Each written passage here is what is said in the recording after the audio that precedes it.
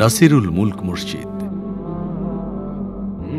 দক্ষিণ ইরানের সর্বাধিক সুন্দর স্থাপত্যের এক অনুপম নমুনা নাসিরুল মুলক মসজিদ। এর প্রতিটি কোণ, প্রতিটি অংশ যেন শিল্পীর নিখুঁত আঁচড়ে আঁকা। ইরানের ঐতিহ্যবাহী শহর সিরাজের সবচেয়ে দর্শনীয় স্থাপনা এটি। লতিফ আলী খান রাস্তার দক্ষিণ অংশে এই মসজিদের অবস্থান। দাগ কাটা কাচের জানালার জন্য সৃষ্ট রঙিন আলোর কারণেই মসজিদটি সবার কাছে এত সমাদৃত। কাজার শাসক মির্জা হাসান আলী নাসিরুল মুলকের নির্দেশে 1876 থেকে 1888 সালের মধ্যে এই মসজিদ নির্মাণ করা হয়। ইরানি স্থাপত্যবিদ মোহাম্মদ হাসান ই মিমার এবং মোহাম্মদ রেজা কাশি সাজের নকশা প্রণয়ন করেন এই মসজিদের। চমৎকার এই মসজিদটির নির্মাণ কাজ শেষ হতে সময় লেগেছিল প্রায় 12 বছর। মসজিদটি বিভিন্ন জনের কাছে বিভিন্ন নামে পরিচিত। অধিকাংশ মানুষ একে গোলাপি মসজিদ নামে চেনেন। এর কারণ হল মসজিদের টাইলসগুলো অদ্ভুত সুন্দর গোলাপের রঙে রাঙানো। এছাড়া এটি বর্ণিল মসজিদ, রংধনু মসজিদ বা ক্যালিডাইস্কোপ বা বিচিত্র দৃক মসজিদ নামেও পরিচিত। বর্তমানে নাসির উল মুলক মসজিদে নিয়মিত জামাতে নামাজ অনুষ্ঠিত হয় না।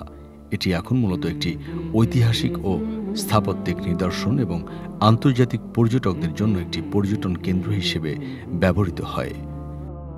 তবে বিশেষ উপলক্ষে বা খুব ভোরে যখন পর্যটক কম থাকে তখন স্বল্প সংখ্যক মুসল্লিরা ব্যক্তিগতভাবে বা ছোট জামাতে নামাজ আদায় করে থাকেন।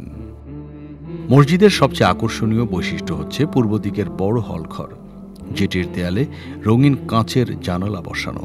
সূর্যের আলো যখন এই জানালা দিয়ে প্রবেশ করে তখন পুরো ঘরটি রঙিন আলোয় ভরে ওঠে। ভেতরে একটি দৃষ্টিনন্দন মিহরাব রয়েছে, যাতে সূক্ষ্ম নকশা ও আয়াত খচিত রয়েছে। মসজিদের বাইরের দেয়ালেও গোলাপি রঙের টাইলস ও সিরামিক ব্যবহার করা হয়েছে। ফুল ও জ্যামিতিক নকশার মোজাইক টাইলসের কাজ এই স্থাপত্যের মধ্যে ফার্সি ছোঁয়ার জানান দেয়।